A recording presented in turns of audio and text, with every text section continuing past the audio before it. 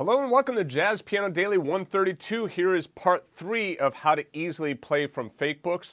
Let's switch over to the music. And I just want to remind you, if you happen to see the music and virtual keyboard blocked out, if you're watching this on YouTube, it just means that you need to go back to Jazz Piano Daily. Full Jazz Piano Daily members are able to see everything. So, all right, so anyway, digging into this, we're going to work on the rootless chords. And what I put down here at the bottom, just for your reference as well, is for rootless chords, see Jazz Piano Daily 1, 2, and 3. All right, so if you don't know your rootless chords, go back to Jazz Piano Daily 1, 2, and 3, and we'll go through those rootless chords. All right, let's first of all start with C minor 7.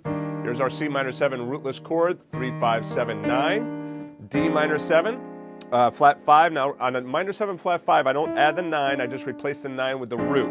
So it's really just the minor 7 chord, minor 7 flat 5 chord, in an inversion, typically. I usually would not play it root position. I would usually play it like that, or maybe there with the 7th on the bottom. Okay. The G plus 7, I'm playing this as a G altered chord, actually. I got the sharp 5 in there, but I also have the sharp 9 as well. 3 and 7, and then back to C minor 7.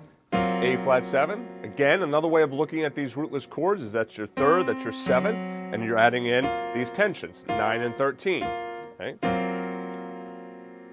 Moving back to C minor, then A minor 7 flat 5, again, see the 7th is on the bottom, root, flat 3, flat 5, D minor 7 flat 5, we've done that, G augmented 7th or G7 altered, and then all the rest of these chords are all the same, right? So if you get those chords in the first 2 lines, you got them all. All right, so let's try playing this together. Now, one thing you're going to want to do is you're going to want to play this, I'm going to write this in right now here, you're going to want to play the melody up an octave, all right? The reason is that this melody is, and I'm just going to put in here, simile, that way you know that you're going to continue that up an octave, all right?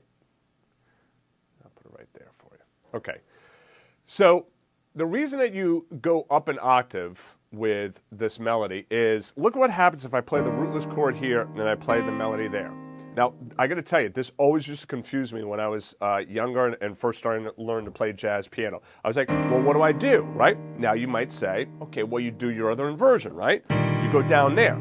That sounds like garbage, right? It's too low. So then it's like, well, I can't do that, can't do that, can't do that, so what the heck do I do?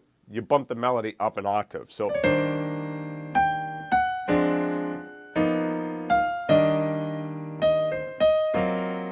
let's do that line again.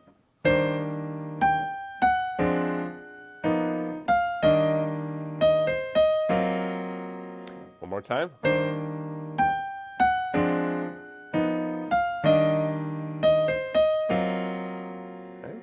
All right, let's move down now.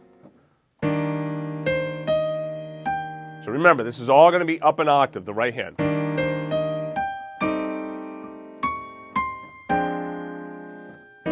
That line again. Now I'm going to tell you honestly on the fingering here, you could go underneath, cross underneath like that. A lot of times I just lift up. So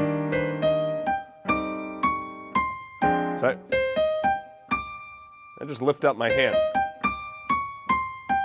Rather than, because that cross underneath like that, that major 3rd cross, it's real easy to miss that.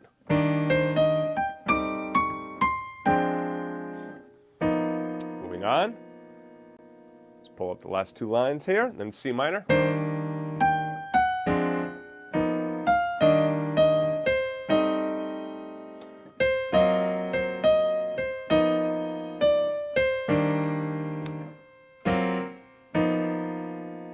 Okay.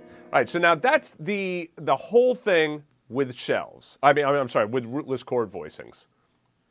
So now let's play this along with the iReal Pro track. So I'm going to put the iReal Pro track up here.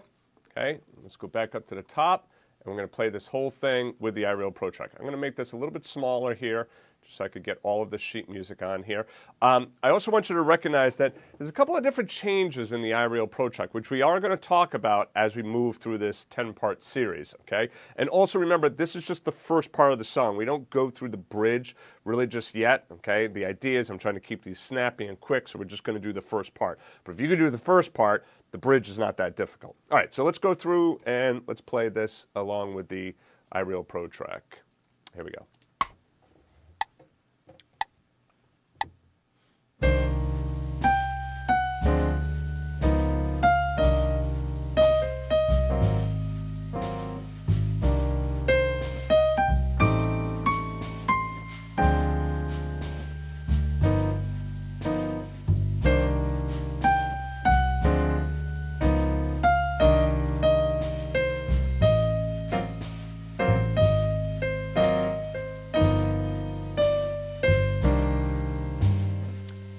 Do it again.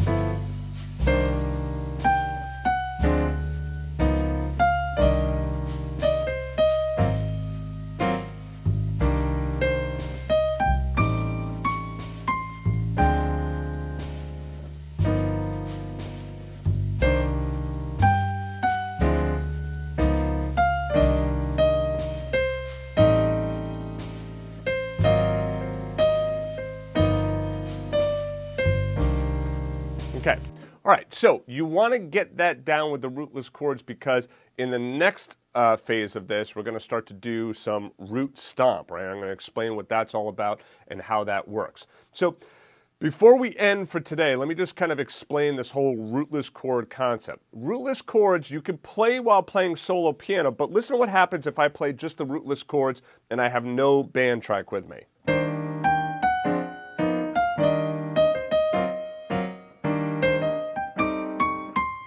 Right? You hear how you kind of miss that bass note down there.